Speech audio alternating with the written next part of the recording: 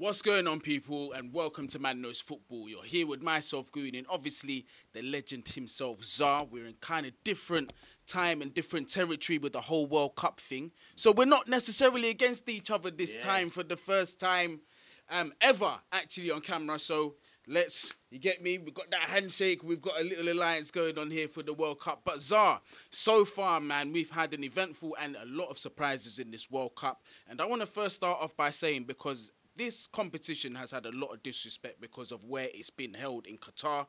And I think that this is just, what's happened so far has just disproved everything that they've gone on to say in terms of, the competition's going to be ruined, etc., this, that, and the other. But there's one or two things that we're going to speak about later, for example, like the stoppage time and all of that kind of stuff. But in terms of that, the football that we're seeing, the upsets, incredible. So we're going to start off with, obviously, you're from Zimbabwe. Your team's not playing there. My original team, Tanzania, is not in there as well. But who are you following for the World Cup? Bro, again, thank you for having me. Always a pleasure hopping on here. Of course, being African, since Zimbabwe isn't there, being African, I'm rooting for the African countries. Trust me. So besides that, rooting for chaos. I'm just here. I'm rooting for chaos and also rooting for Arsenal players not to get injured. So I'm here just trying to enjoy it, man. I'm having fun. The whole Saudi game was great. We had the Japan upset. It's been awesome. Basically, Zar's here for the shithousery, man. And you know what? I'm here for it as well, just outside of England. I'm here for all of the upsets. Obviously, we were watching the Germany versus Japan game earlier. Massive upset there too. But I want to start off with just, because you watched all of the games. So in terms of, obviously, my home nation where I was born, England, we won 6-2, convincing victory against Iran.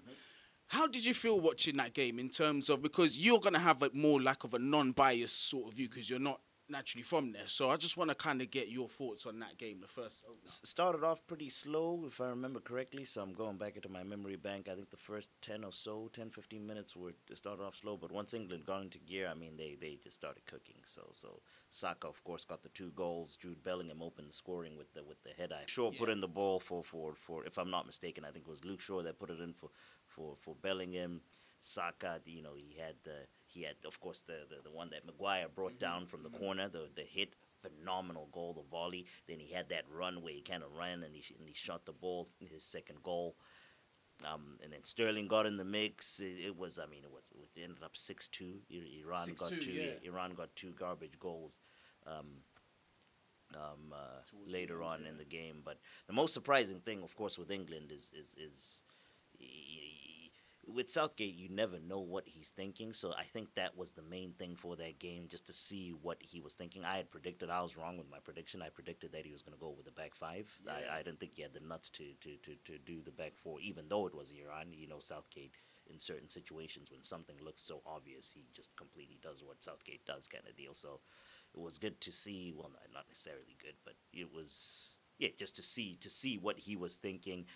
I think that might be when you for the rest of the group stages, that might be your main team. Yeah. He's probably going to shift towards the back 5 when you start getting, if you end up making it to the knockout stages, that's coming. That's what he feels more comfortable with. But England first game against Iran, you avoided an upset. There's big teams being upset. You guys look good. You got the 3 points, got a lot of goals on the board, so sorry, excuse me. It's on to the next big game, which is the U.S. Right after the U.S.'s big holiday. Yes, right after Thanksgiving, it's going to be England versus the USA.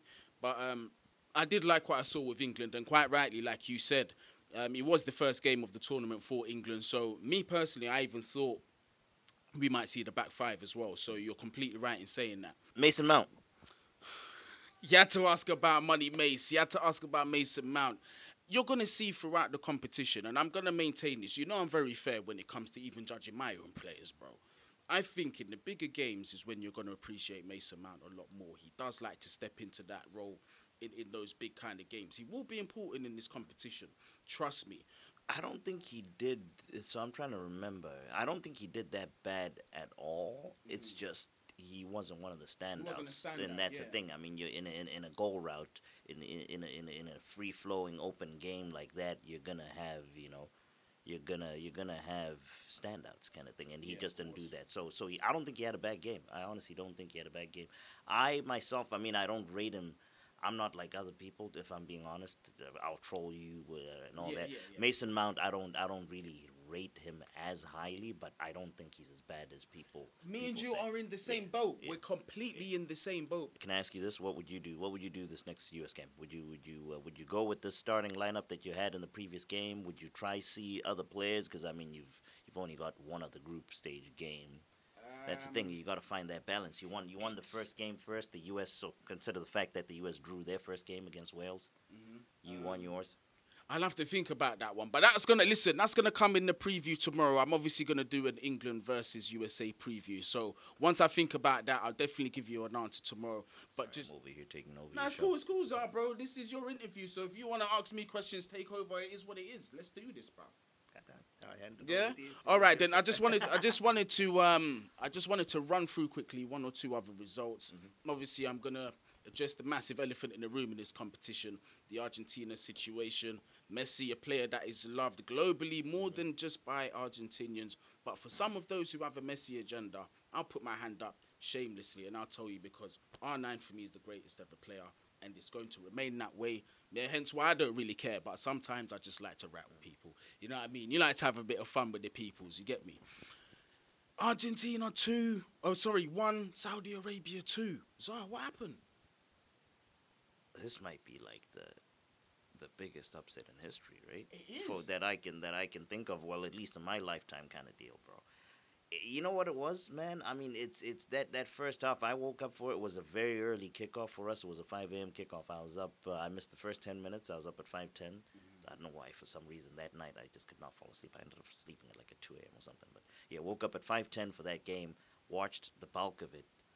The first half, Argentina was the. I mean, they were bossing it, kind of. Well, not necessarily bossing it. They were the better team.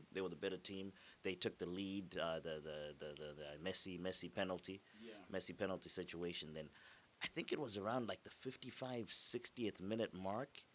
For some reason, it's just. I'm guessing weather conditions had something to do with it. Argentina just. It's like they almost just died on the field, and all of a sudden, Saudi Arabia was like a team coming in from like the first minute of their game. They just upped their pressing. The energy with the press just went up completely. It absolutely changed the game, and they scored the 2 goals. Boom, and now Argentina's out, and it's well, not out, but they lost to them 2-1. They scored the 2 goals, and it's crazy coming from behind too. Ranked outside of the top 50 as well, or something crazy like that. They're the lowest ranked team at the. Is it them or Qatar? Well, they're the lowest ranked team at the thing. Even if they're not, they're in that. They're around that. Obviously, that sector of those kind of teams. But fair play to them. The second goal was fantastic as well. But it's what you like to see. The keeper as well has definitely got to get props. But this is what you love to see at competitions like this, man. These upsets, this makes the competition a hell of a lot better because you know those underdogs when they have those runs, man. It definitely adds to the atmosphere. Especially in a game like that where you know you're watching but you don't have no skin in the game kind of thing. Exactly. Kind of thing. So you root for upsets. It's good when you have no skin in the game. I'm gonna take over a little bit here. That's cool. I'm gonna go on record now for the first time on Man Knows Football. As soon as they lost that game, I don't think they're going through. I don't think they're going through to the next round of the competition. They're already out. I think they're out of it. I think this is France in 2002 with Senegal. What saved them, in my eyes, what kind of had me, backtracking a little bit, which is probably why I didn't go on record immediately, was the fact that Poland-Mexico game ended in a draw. Mm-hmm. If there was a winner in that game, then I would have been absolutely certain that they were out. Because I mean, one of them two. If there was a winner in that game, one of them two, I think would have beaten Saudi Arabia. So that's a team that's already won 2 games, and Argentina's now fighting. Argentina again. They had so many disallowed goals, like you said, offsides and whatnot. Yeah, but football. I didn't even mention that. Yeah, football will come back and punish you. And just before we end this, we're gonna go back to the one last disappointment. Well, upset rather, not disappointment. For me, I was ecstatic. Yeah, I was ecstatic. It's our bitter rivals. Yeah, we were both ecstatic. Japan and Germany. Again, first half was quite dead, Zara, especially from the Japanese side. But you kind of saw what they were trying to do. They were very narrow defensively, very compact. I was screaming about that, bro. I mean, that first half, don't you? From the Japanese angle, was thing. I was screaming because it happened like 5 times in a row where that one guy, it was on the left side. I forgot who it was operating on that side. It was just open every single time. Then you were complaining. Side, because they had Sula right back, for goodness sake. Yeah, and then there was a couple times where I forgot who made. Was it Nabri that made the bad decision where he should have passed? To keep a clean sheet against Germany is not going to be easy. I see exactly why Japan did what they did, because Germany have a lot of good technicians that can, find those small gaps with those through balls, and that Havertz, on his day, he can finish. I'm trying to back my boy a little bit here, but as of recent, I think he had a stinker. Let's be honest. You see, again, I mean, I have no agendas. I'm being honest now. No trolling. He had a stinker today, and I'm not going after it. I'm just stating the fact. And me, I can't argue with Zara, man. And this is why I've said my policy has been, even whether it's World Cup or even Premier League, I'm not out here to defend the Chelsea players no more until they show a bit of balls about them and they start playing proper football that I know they can play. So until then, I'm tired. I'm just being humiliated and embarrassed all the time. But look, fair play to Japan. Germany did Germany go 1-0 up? Gundogan penalty. Yeah, Gundogan penalty. Second half is where it really kicked off for Japan. Never say die attitude. And the Germans as well, very wasteful with their opportunities. And I think possibly a bit of complacency might have kicked in with Germany, because you saw the antics of Antonio Rudiger. Was that overconfidence, or is that just him? I have to take over again, because now this one you have to answer for. He is your boy. He's your boy. He's your Chelsea guy. Yeah. What the hell was going on, Guni? And it serves him right. Mm-hmm. It serves him right, because how are you high-stepping? That was in the first half, if I remember correctly. That was early, right? Yeah, it was early. There was still... My takeover's over. To the mic. No, my takeover's over. You can have it back. I can have it back. No, it was a bit early to be doing that, but then that smelt to me of overconfidence and a bit of arrogance, you know what I mean? And some hubris came back to bite him in the arse, do you know what I mean? So... fair play to Japan. A bit of humbling there for Rudiger. I'm sure Hansi Flick and the rest of the team are going to look back at that and look at that behaviour and say, well... hey, this is not how we operate. Yeah, that's it. So he's going to be calling for a bit more professionalism from the lads, I imagine. And they don't have the easiest group, Germany. They don't. So today was a massive, massive loss for them. A huge one for Japan. It's them, Japan... Spain and Costa Rica. They've got the Spain, Costa Rica. I was trying to figure out if it's the morning one or this one. So, yep, it's Spain looking good. Yeah, they are. They are looking good with the 7-0 victory today. Yeah, they are. They are looking very good. But I just wanted to go back to one more point, because for me, this is definitely one of my favourite goals of the competition, considering what was at stake, and obviously Japan being the underdogs against Germany. But your ex-man, Takuma Asano, or whatever his name is, I'm going to hand you the mic. You thought your mic moment was over. Takuma Asano, bro. Him bringing it down, the way he brought that ball down. So his first touch positioning was perfect, because he needed to shift his body. With that first touch at the same exact time, he needed to shift his body to shield the ball from the defender. That was I forgot, I was in Seoul or wherever it was, coming in from in behind him. That touch was perfect and allowed him to do that. He fended him off, and once he was able to fend him off with his body, it was either to get to the ball, it was either give up a penalty, or take your chances with him not scoring. Tightened up the angle, went top ends. It was beautiful. Beautiful finish, and very, very difficult things needed to be done. Zara was right. That first touch into space that he took, shielded the ball excellently, and then to roof it at the top of the net with Manuel Neuer right in front of you as well. And right before then, Neuer had made some world-class saves, really, that had kept Germany in it. I think he kept the scoreline honest, if we're being honest. But, yeah, massive, massive shot from them. And should we just conclude real quick with the Spain 7-0? But I think that was a bit of a formality. I think we should also touch on, we have each other here. We should touch on what we think on the second half of the season. We're still on break. I'm not really. My head's really not there. But people would want that. Yeah. Okay. We'll do that. So the Spain 7-0 for me was a bit of a formality. Costa Rica, they've still got dons like fair play to them. Keylor Navas, Brian Ruiz, who was the other guy as well. What's the guy? Was it Oviedo? Yeah, Oviedo. Some serious old timers since. Well, Azar mentioned it on the stream, like he was in, was it '06? '06, yeah. '06 World Cup, man, that Brian Ruiz, man. So, you know, as outside of that World Cup that they had where Keylor Navas really put his name on the map, I think... Brazil? That was the Brazil, yeah, 14. Yeah, there wasn't... We haven't seen any, you know, standout Costa Rican players. At least then you had the young, that ex-Arsenal guy. Joe Campbell, your Brian Ruiz, not a big fan of him, but anyway, we move on. Yeah, but I mean, he wasn't terrible at the time. You know what I'm saying? He was. You reckon he was? He was at Arsenal, yeah, he was. Okay. Wenger, that's the guy that Wenger spent 3 years trying to get a passport. Wenger wasted 3 years trying to get that guy a passport. Actually, let me not. Yeah. But here's the thing about Spain, man. Spain is one of those teams that because they style of football, especially especially in a place like Qatar, with the heat and the humidity. Well, I don't know if it's that humid, but with the heat in Qatar, Spain is the kind of team that you do not want to let go ahead. If Spain leads with you 1-0, you're going to be chasing the ball. The ball moves faster than the man. That's what you're taught from the grade 1 in football. Ball moves faster than the man. And guess what? When a man needs to move fast in heat, what happens?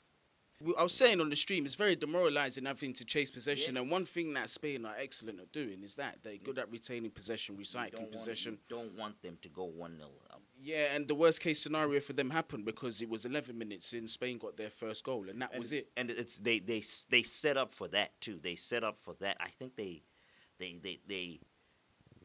know that they're so good at keeping the ball that they set up in a situation for that 1-0 to just keep the ball too. I mean, you're starting with the central midfielder, one of the best people with the ball at feet in the center of the park. Yeah, exactly. You move him to a center back so you can add another guy that's centrally thing. So you're starting with Busquets at center back. You move to put Rodri in. That's just, you're trying to just control possession forever. Yeah, no, it's actually Rodri at centre back, then Busquets. They were interchanging. Yeah, facts. Yeah, fair play, they were. First half, at minimum, they've got to keep a clean sheet. And then try and obviously impose their game towards the last 20 minutes or so and try and take advantage of tired Spanish legs. But obviously that didn't happen. It was an absolute battering. And one thing for me that stood out was the lack of striker that Spain had. And to still finish 7 goals to the good, it's impressive. But how can you say that when both the strikers that Spain have scored? Asensio and Morata. But Asensio is not a natural striker. That's what I mean. He's a false 9. All right, with Morata, yeah, fair play. All right, he's a natural striker. But you guys know what I mean. Morata really. You know the one I don't understand, and he scored today too. Again, I need to really watch him. Dani Olmo. He had an excellent game today. I need to just watch more of him. I don't understand him. Absolute creative demon he was looking like, and he was all right in front of goal. I think he could have got more than one, but naturally he's not a striker. But I thought he contributed well, was one of the main creators in that team, and really made Spain tick in that attack as well. I thought he was excellent today. So big up Dani Olmo.